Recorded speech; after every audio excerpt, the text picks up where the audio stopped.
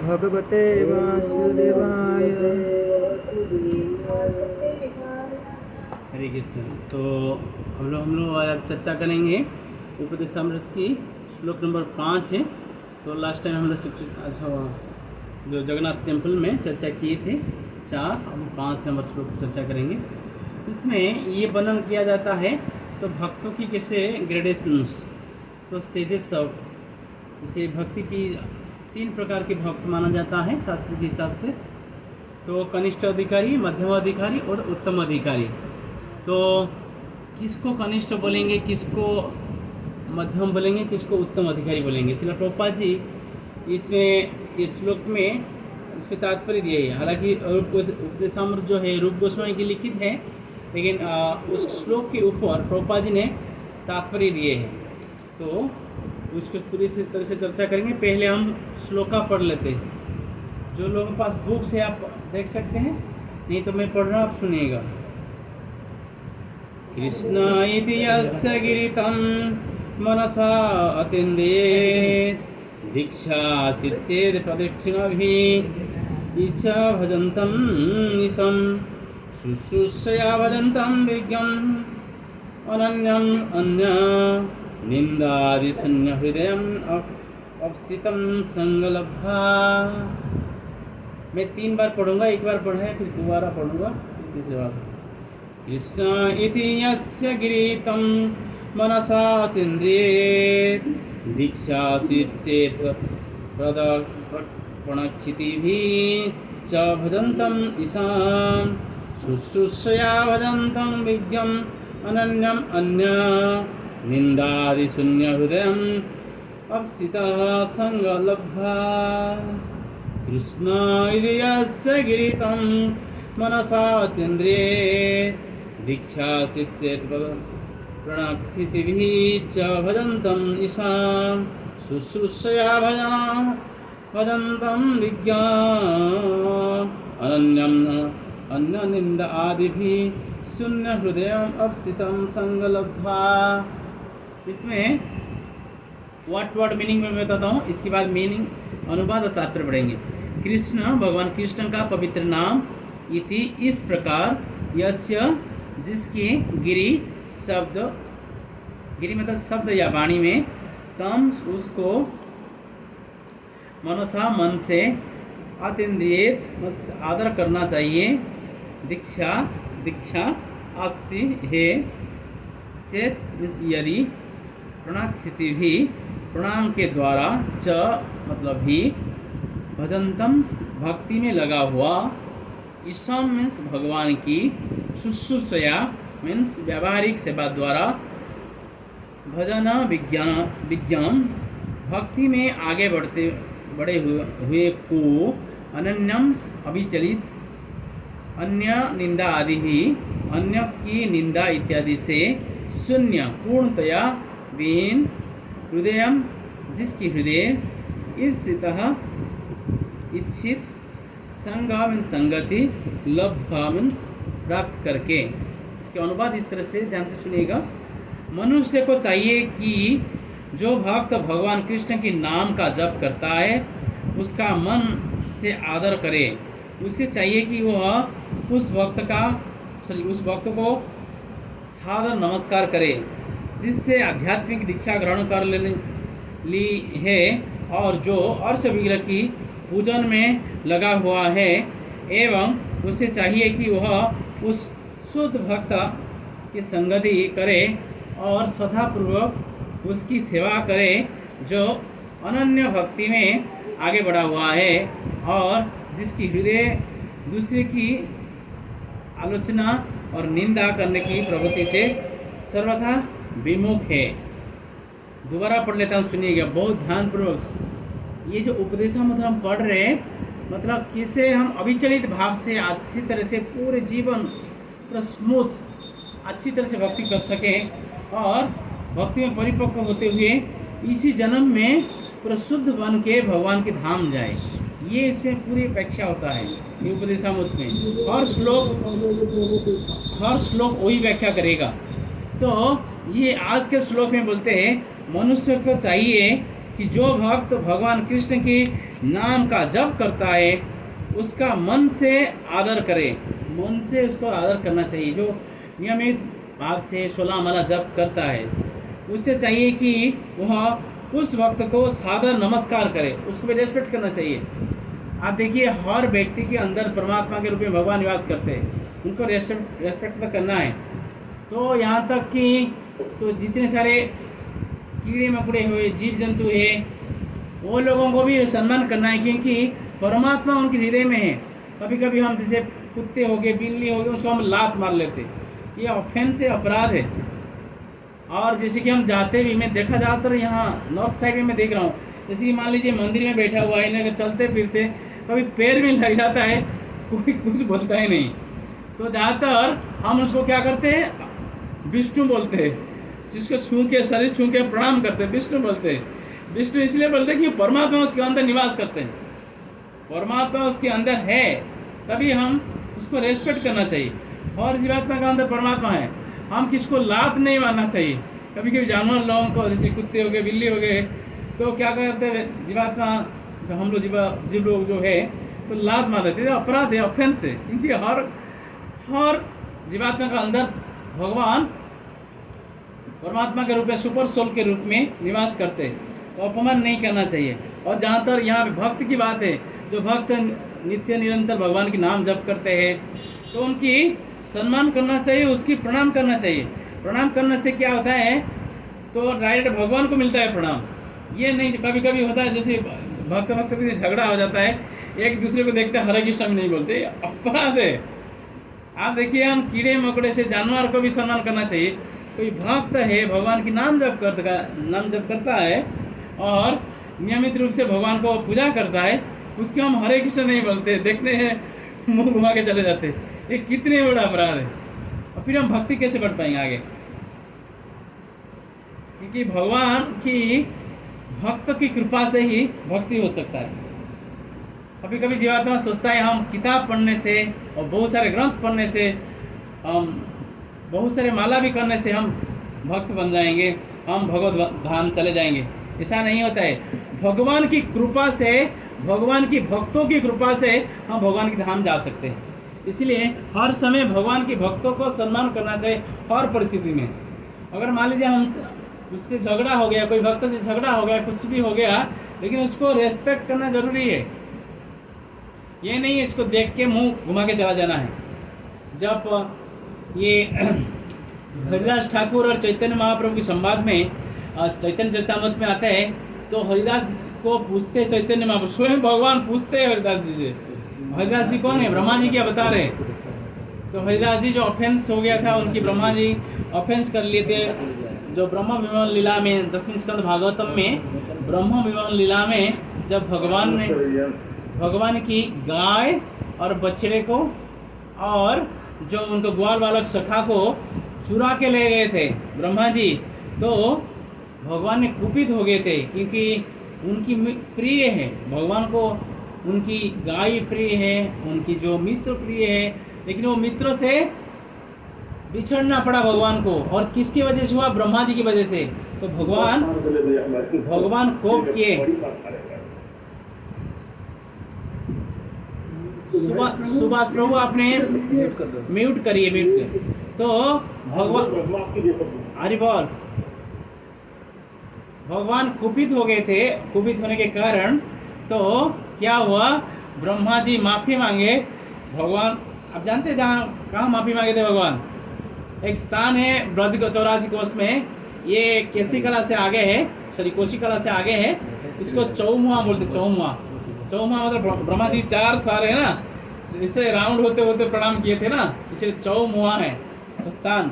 उस स्थान में ब्रह्मा जी प्रणाम किए थे, फिर भी भगवान ने उनको माफ नहीं किए। भगवान की आशीर्वाद से उनको दोबारा जन्म लेना पड़ा। तो वो इसीलिए जन्म लेना पड़ा क्योंकि जो पाप किए थे, जो अपराध किए थे, वो अपराध से बचने के लिए तो उन्होंने भगवान की निर्देश क्रम में एक ब्लेच के परिवार में जन्म, जबान की परिवार में जन्म हुए, लेकिन एक मुसलमान परिवार में जन्म हुए, लेकिन नित्य निरंतर भगवान कृष्ण की ध्यान करते थे और भजन करते थे। दिन को 192 माला करते थे, मतलब 3 लाख माला जप किया करते थे, नाम जप किया करते थे। वो ब्रह्मा जी जो आए कलियुग में, गौर लीला में आए, तो किस रूप से आए? हरिदास ठाकुर के रूप में आए। तो जो कृष्ण चैतन्य महाप्रभु में आए, जो लीला पुरुषोत्तम कृष्ण, प्रेम पुरुषोत्तम कृष्ण के रूप में आए, चैतन्य महाप्रभु के रूप में आए, तो वही प्रेम पुरुषोत्तम चैतन्य महाप्रभु पूछते हरिदास को, वैष्णव किसको बोलना है?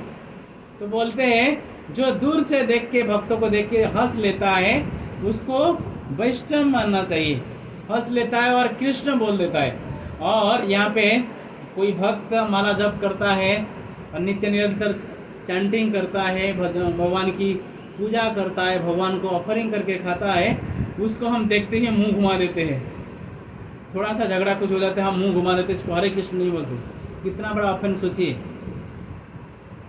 बोलते अपराध। अपराध मतलब क्या है बताएं? जिसमें राधा अप मतलब राधा रानी नाराज हो जाता है, अराध। अपराध मतलब अप मतलब नाराज, राध मतलब राधा रानी नाराज हो जाती है। भक्तों के चरण में अपराध होने से राधा रानी नाराज हो जाती है। जब राधा रानी नाराज हो जाएगी तो कृष्ण के पास हम कैसे पहुंच पाएंगे? हम गौड़ी वैष्णव किसके उपासना करते हैं? किसके माध्यम से हम भगवान को पाना चाहते हैं? राधा रानी के माध्यम से। इसलिए ज़्यादातर भक्त जो क्या करते हैं, वृंदावन में बांके बिहारी, जो गौड़ी वैष्णव भक्त लोग बांके बिहारी दर्शन करने के लिए ज़्यादातर नहीं जाते हैं। मैं नहीं बोला जो नहीं जाना है, लेकिन भक्त लोग इसीलिए नहीं जाते हैं क्योंकि उधर राधा रानी नहीं है। तो हमारा जो आराधनी जो है, जो ब्रज की आराध्या देवी जो है, राधा रानी के माध्यम से हम कृष्ण को पा सकते हैं। क्योंकि हमारा पास जो पूरी तरह से पूर्णता नहीं है, हमारा शरीर अपूर्ण है, शरीर अविद्या का घर है, और साथ साथ में जीवात्मा 4 प्रकार की त्रुटि भी करता है, और साथ साथ में क्या क्या है, बहुत सारे अपराध है, जिसके कारण तो हम बिना राधा रानी की कृपा से भगवान को नहीं पा सकते हैं। इसीलिए हम जो हरे कृष्ण बोलते, हरे मतलब शक्ति, मतलब राधा रानी, इसके बाद कृष्ण, बिना राधा रानी से कृष्ण को हम नहीं पा सकते। इसीलिए तो राधा रानी उधर बांके बिहारी में नहीं है। ज़्यादातर गौड़ी वैष्णव लोग क्या करते, बांके बिहारी दर्शन नहीं करने जाते, मतलब राधा रानी तो नहीं है, हमको हमारा बात को कृष्ण के पास कौन पहुंचाएगा। इसीलिए तो मैं यही बोल रहा था, जब अप मतलब दूर हो जाना, राध मतलब राधा रानी, अपराध करने से राधा रानी हमसे दूर हो जाती है। जब राधा रानी दूर हो जाएगी हम भगवान को नहीं पा सकते। इसलिए तो जो भक्त ने माला करते हैं उनकी सम्मान करना चाहिए, और वो भक्तों को सादर नमस्कार करे। जिसने आध्यात्मिक दीक्षा ग्रहण कर ली है और जो अर्च विग्रह में पूजन में लगा हुआ है, मतलब जो हरिनाम दीक्षा ले लिया है, और अर्च विग्रह पूजा करने के लिए आपको ब्राह्मण दीक्षा कंपलसरी है। जो भी ब्राह्मण दीक्षित भक्त है, जो हरिनाम दीक्षित भक्त है, ब्राह्मण दीक्षित भक्त है, उनको क्या करना चाहिए? उससे चाहिए कि वो शुद्ध भक्त की संगति में। हरे कृष्ण गुरु जी, आवाज बिल्कुल नहीं आ रही है। नहीं आ रहा है? वो भक्त को आ रहा है? अभी आ रहे हैं? जो लोगों ने हरि भक्ति करते हैं, मतलब खासतौर से जो दीक्षा भी ले लिए हैं, और जो लोगों ने ब्राह्मण भी दीक्षा लिए हैं, जो पूजा करते हैं, भगवान के अर्च विग्रह पूजा करते हैं, उनको रोज़ सम्मान करना चाहिए। वो सम्मान करने से क्या होता है, हम भक्ति में आगे बढ़ सकते हैं। ये भक्ति में आगे बढ़ने का एक फॉर्मूला है, क्योंकि बिना भगवत भक्ति से और भगवान की कृपा से, भगवान की भक्तों की कृपा से हमको भक्ति नहीं मिल सकता है। क्योंकि तो भक्ति कहाँ है? भक्त की हृदय में है। श्रील प्रभुपाद जी पूरे विदेश में जाके प्रचार किए, कारण क्या था? तो वृंदावन में रह के भजन कर सकते थे प्रभुपाद जी, तो प्रभुपाद जी विदेश क्यों गए और कैसे प्रचार किए? प्रभुपाद जी की हृदय में भक्ति निवास कर रही थी। शुद्ध भक्त के हृदय में भगवान निवास करते हैं। ये आपका 9वें स्कंद की 4थे अध्याय की 68 नंबर श्लोक में है, भगवान की भक्त के हृदय में हर समय भगवान निवास करते हैं। तो इसीलिए शुद्ध भक्त के हृदय में हर समय भगवान निवास करते हैं, उनको सम्मान करना चाहिए, उनकी आदर करना चाहिए। और इससे करने से क्या होता है, हम भक्ति में आगे बढ़ते हैं। तो बोलते हैं जो अनन्य भक्ति में आगे बढ़ा हुआ है और जिसकी हृदय दूसरे की आलोचना और निंदा करने की प्रवृत्ति से सर्वथा विमुख है, तो निंदा से विमुख रहते हैं, वो हर समय निंदा से विमुख रहते हैं, दूसरे को निंदा नहीं करते हैं। तो ये से भक्ति की सम्मान करने से हम आगे बढ़ते हैं। शिला प्रभुपाद जी इस व्याख्या में आगे बोलते हैं, इसी तात्पर्य में बोलते हैं, एक श्लोक बोलते हैं जो बोलते हैं, ये श्लोक 11वें स्कंद श्रीमद् भागवतम की दूसरी अध्याय की 47 नंबर श्लोक है। Shrimad Bhagavatam canto 11 chapter 2 verse number 47। Shrimad Bhagavatam की 11वें स्कंद की दूसरी अध्याय की 47 नंबर श्लोक में है। तो बोलते हैं जैसे कि इसमें भक्त के ग्रेडेशन के बारे में बताते हैं, भक्त की लेवल के बारे में बताते हैं। बोलते हैं कनिष्ठ भक्त कौन है, मध्यम भक्त कौन है और उत्तम भक्त कौन है। तो बोलते हैं मनुष्य को चाहिए वो कनिष्ठ अधिकारी ही ना बने रहे, वो सदैव भक्ति में निम्न स्तर पर रहता है, क्योंकि कनिष्ठ अधिकारी जो है भक्ति की निम्न स्तर में रहता है। तो और केवल यहाँ पे और स्पष्ट बताते हैं, तो कनिष्ठ भक्त कौन है, बोलते सिर्फ केवल पूजा पाठ करता है, सिर्फ भगवान की पूजा पाठ करता है, लेकिन भक्तों को सम्मान नहीं करता है। यहाँ स्पष्ट बताया गया है मनुष्य को चाहिए कि वो कनिष्ठ अधिकारी ही ना बने रहे, जो सदैव भक्ति में निम्न स्तर पर रहता है और केवल मंदिर की अर्च विग्रह की पूजा करने में रुचि दिखाते हैं। ऐसे भक्त का वर्णन श्रीमद् भागवतम की 11वें स्कंद में दूसरे अध्याय की 47 में इस प्रकार से हुआ है। आचार्य में वह हरे पूजा यह श्रद्धेयते न तद भक्तेषु चन्नेषु सभक्त प्राकृत स्मृतः। तो कनिष्ठ भक्त का डेफिनेशन से बोलते, जो व्यक्ति मंदिर में अर्च प्रतिष्ठा मत आपका म्यूट करिए मुँह। जो व्यक्ति मंदिर में अर्च विग्रह की पूजा में अत्यंत सदापूर्वक तल्लीन रहता है, लेकिन वह नहीं जानता है कि भक्तों या सामान्य लोगों को किस तरह से व्यवहार किया जाए, वह प्राकृत भक्त या कनिष्ठ अधिकारी है। तो definition of kanishtha adhikari you can write down. There are 3 stages of bhakta, kanishtha भक्त, मध्यम भक्त, उत्तम भक्त। तो कनिष्ठ अधिकारी, मध्यम अधिकारी, उत्तम अधिकारी। तो श्रीमद् भागवतम 11वें स्कंद की दूसरी अध्याय की 47 नंबर श्लोक बताता है कनिष्ठ भक्त का डेफिनेशन। बोलते हैं जो व्यक्ति मंदिर में अर्च विग्रह की पूजा में अत्यंत सदापूर्वक तल्लीन रहता है, लेकिन यह नहीं जानता है कि भक्तों या सामान्य लोगों को किस तरह से व्यवहार किया जाए, वो प्राकृत भक्त या कनिष्ठ अधिकारी कहलाता है। मतलब मंदिर में आके भगवान की रख की पूजा विग्रह करता है, पूजा अर्चना करता है, लेकिन भक्तों को सम्मान नहीं करता है, अन्य जीवात्मा को सम्मान नहीं करता है, तो वो कनिष्ठ भक्त माना जाता है। दूसरे को सम्मान करना बहुत जरूरी है। तो चैतन्य महाप्रभु की परंपरा में एक महान आचार्य है भक्ति विनोद ठाकुर, जो शिला प्रभुपाद जी गुरुदेव भक्ति सिद्धांत सरस्वती महाराज की पिताजी भक्ति विनोद ठाकुर बोलते हैं, कृष्ण संसार कर छाड़ी अनाचार, नामे रुचि जीवे दया सर्वधर्म सार। तो भक्ति विनोद ठाकुर बोलते हैं संसार करना है, मतलब हमारे जैसे परिवार में हम लोग जैसे रहते हैं, बच्चों के साथ, पत्नी के साथ, माता पिता के साथ रहते हैं, हम कोई प्रकार भी कार्य कर सकते हैं, लेकिन एक चीज़ जरूरी करना है। तो क्या करना है ना, थोड़े समय निकाल के भगवान की भक्ति करना है, क्योंकि जिस भगवान की वजह से हमको सुंदर माता पिता मिला हुआ है, बच्चे मिले हुए, घर मिला हुआ है, और हमारा गाड़ी है, मकान है, वट एवर वेर आप possessing everything because of the supreme lord, सबको जो हमको प्राप्त हुआ है ये भगवान की कृपा से मिला हुआ है।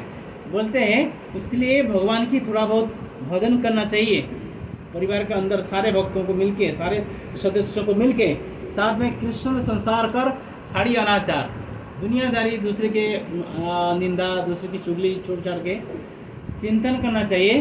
तो बोलते हैं कृष्ण संसार कर छड़ी अनाचार नामे रुचि, नाम के प्रति रुचि होना चाहिए।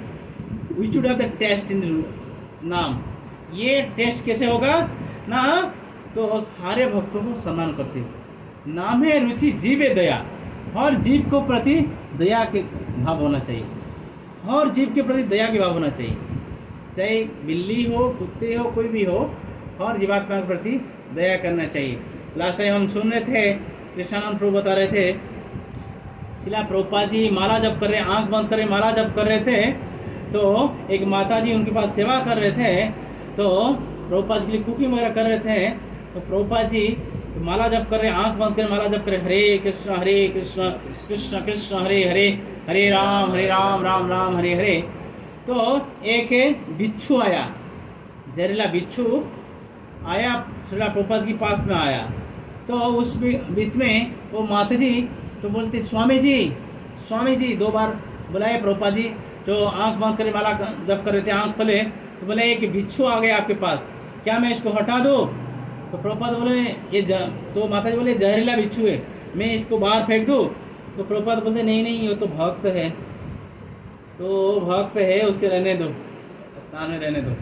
कहने का तात्पर्य क्या है, प्रभुपाद जी अपने आचरण के माध्यम से सिखाते सबको रेस्पेक्ट करना है, सबको सम्मान देना है, बिच्छू हो नहीं मच्छर हो नहीं तो मक्खी भी हो, वो उनके अंदर ही जीवात्मा है।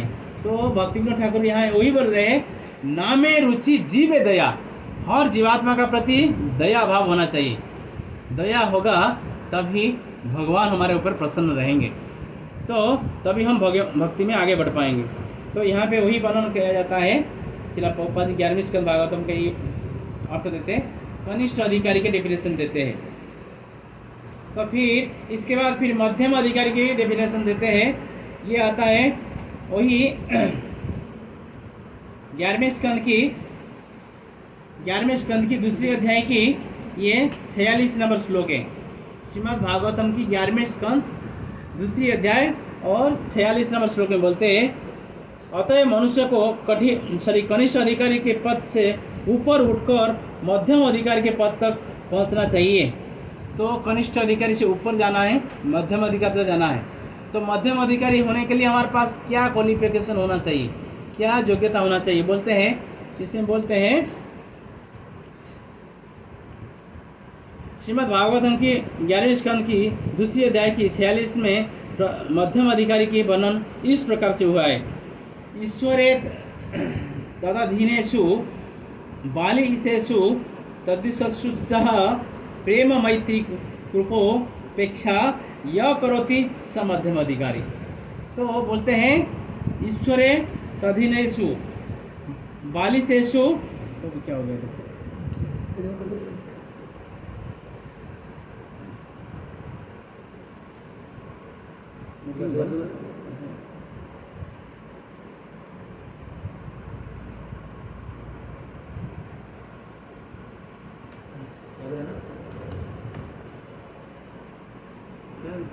पूरा लिखो ना, आईडी याद है 1980।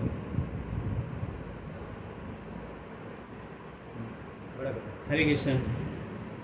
ठीक है, बोलते हैं ईश्वरे तद्धिनेषु बालिशेषु दिशस्सु चह प्रेम मैत्री कृपोपेक्षा यह करोति स मध्यम। तो बोलते हैं मध्यम अधिकारी भक्त वह है जो पूर्ण पुरुषोत्तम भगवान को प्रेम के सर्वोच्च पात्र मानकर पूछता है।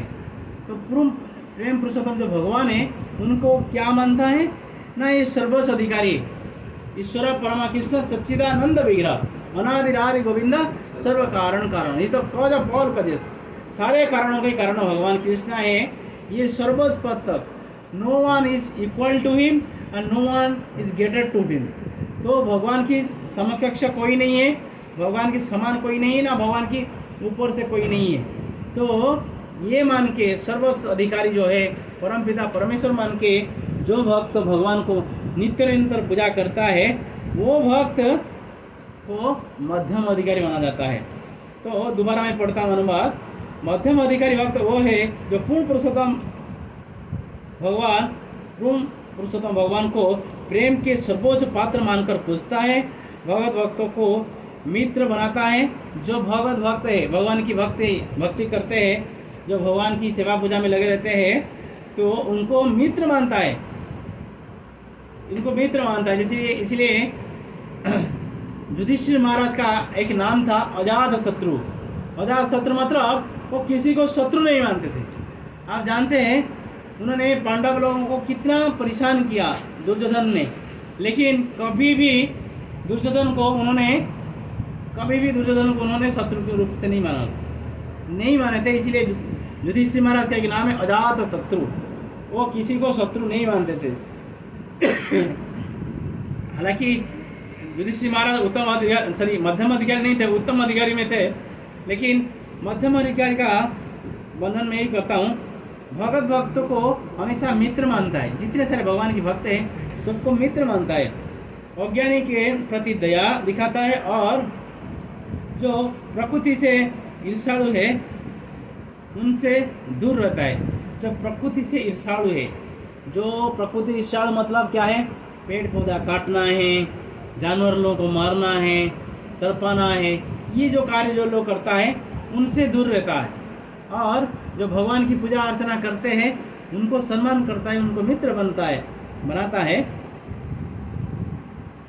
जो अज्ञानी है, जो छोटे बच्चे हैं, जो मूर्ख है, उनको कुछ पता नहीं, उनको क्या करता है? दया दिखाता है। दया दिखाना मतलब क्या है? जो अज्ञानी लोगों को दया दिखाना मतलब क्या है? अज्ञानी लोगों को दया दिखाना मतलब भगवान के बारे में उनको बताना है, भगवान की प्रसाद देना है, भगवान की नाम जप करना उनको सिखाना है। वो यही दया है, दूसरी दया नहीं है। उनको बहुत कुछ धन दे दिया, धन से क्या करेगा वो व्यक्ति?